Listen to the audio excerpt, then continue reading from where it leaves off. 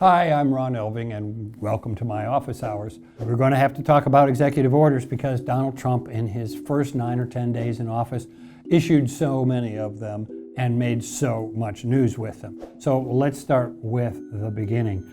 There is no specific thing in the Constitution about executive orders, but the Constitution does talk about an executive power in Article 2, and right from George Washington, start right out of the box, presidents have seen it necessary in their own terms to issue orders that were something other than laws. Now, Congress doesn't pass that many laws, actual laws, and in George Washington's day, Congress didn't meet very often or for very long. So if there was something important that needed to go out from the president to give directives to the federal government, George Washington and every single president since then, save one, has used executive orders to give directives to federal employees to know what to do in certain situations. The most famous executive order was issued by Abraham Lincoln on January 1st, 1863, and that was the Emancipation Proclamation, freeing the slaves in all those territories that were then occupied by Union troops. Big deal, big order.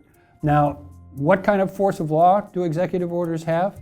They have the force of law until that point that they are, in some sense or another, overruled or suspended, either by a federal court, which we see a lot, seen recently, or by Congress stepping in and saying, no, we're going to pass a law and we're going to supersede your executive order. Now, you'll also hear a couple of other terms used: executive action, executive memorandum, etc.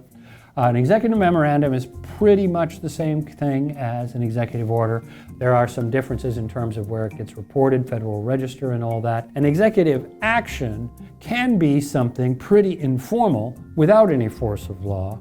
For example, in January of 2016, President Obama issued a lot of executive actions having to do with guns.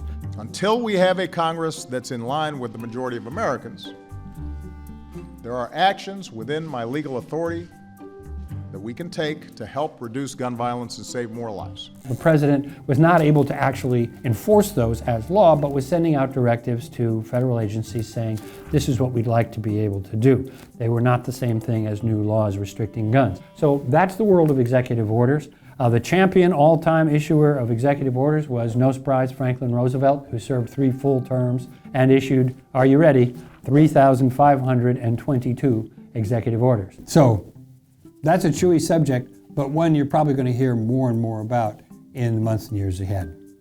So thanks for coming to my office hours. I'm Ron Elving.